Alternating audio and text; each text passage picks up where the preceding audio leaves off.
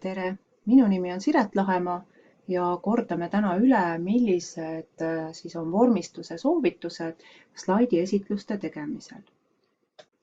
Enne esitluse tegemist, ükskõik on see siis tegu slaididega, infograafika või ka miks mitte plakatiga, siis meil on vaja paika panna eesmärk, et miks me seda teeme, kuhu me selle esitlusega jõuda tahame, kes on meie esitluse sihtrühm, vastavalt sellele siis koguda materjal, pildid, videod, helid, tekstid ja hakata vormistama.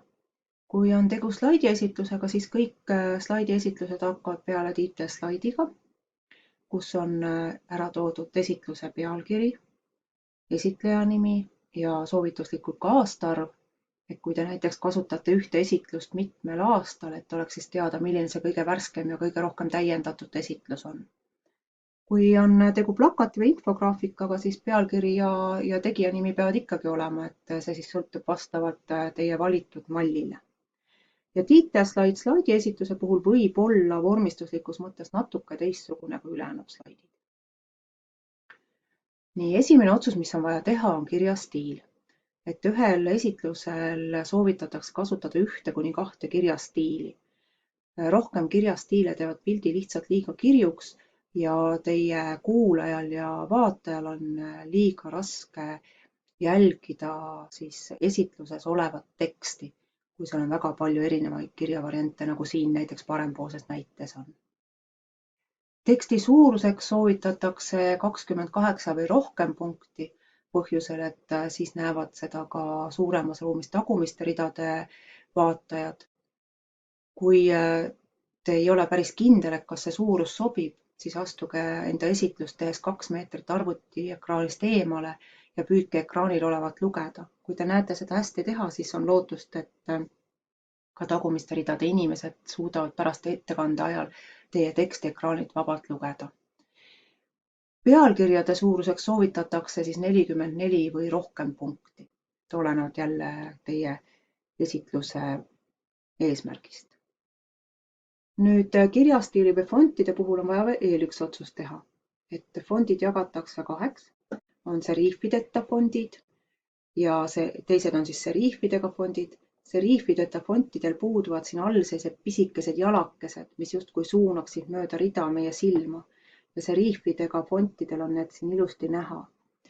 Et meie tuttavatest kirjafontidest sobivad siis Arial ja Calibri näiteks väga hästi ekraanilt lugemiseks.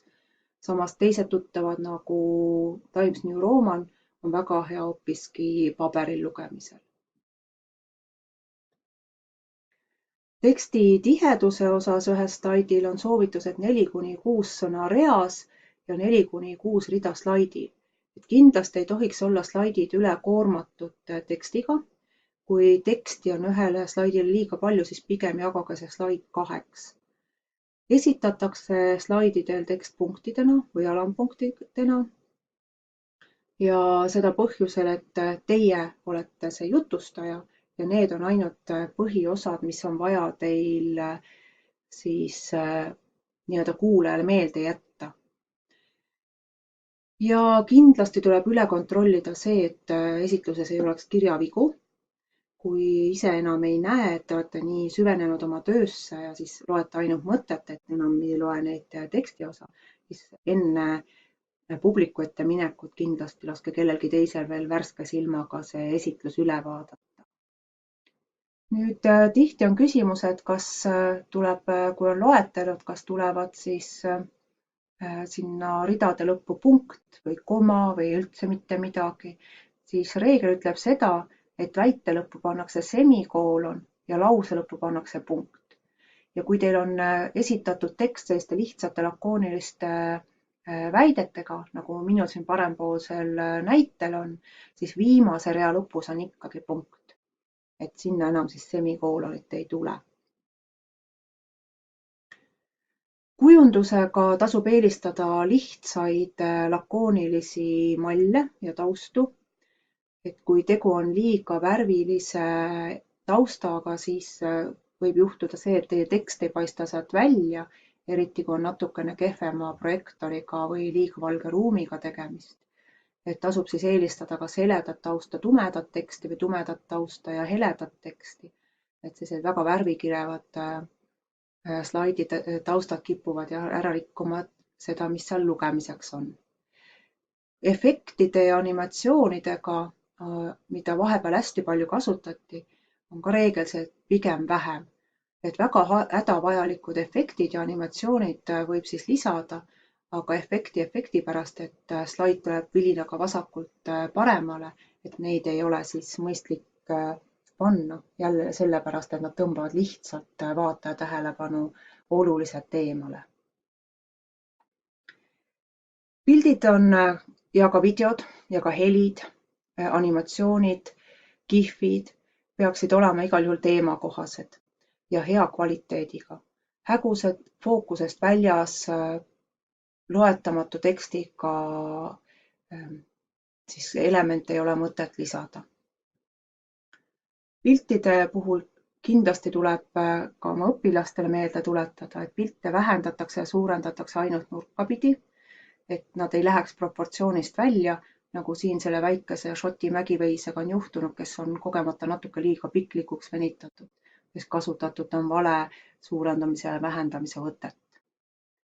Ja kõikidele materjalidele, mitte siis ainult piltidele, aga mis te toote väljast sisse, tuleb lisada viide. Kui tegu on sellise esitlusega, kus saab lingil klõpsata, siis piisab sellest, et te panete pildi autori nime ja ka pildi nime, siin konkreetsel juhul küll pildil eraldi nimetust ei olnud, ja sinna taha lingi, mis viib siis sellele originaallehele. Aga kui seda linkimise võimalust ei ole, et siis tuleks lisada ka täisviide. Ka juhul, kui näiteks pildid on pärit mõnest paberkandjast või paberkandjalt, mida te olete siis kasutanud. Ja jälgige palun autori õigusi, et kasutate pilte, videosid ja muud, mida te tohite siis oma esitlustes kasutada. Ja veel ärge unustage ära ka ennast kui autorit, et kui esitlus sisaldab teie pilte, et siis palun lisage märge ka selle kohta, et inimesed, kes sooviksid näiteks hiljem teie esitlust kasutada, kui te olete selle avalikult ka ja loaga üles pannud, et siis nendel ei oleks küsimust, et kelle pildid on või videod või muud elemendid on siis selles esitluses sees. Mina oma esitlust luues olen tuginenud Ingrid Maadvere varasemale juhendile ja tutvunud siis ka selliste huvitavate videodega, mille võib leida märgusõnalt Death by PowerPoint, et esitlused ei oleks liiga igavad. Teile soovin toredaid ja värskeid mõtteid ja vahvaid esitlusi.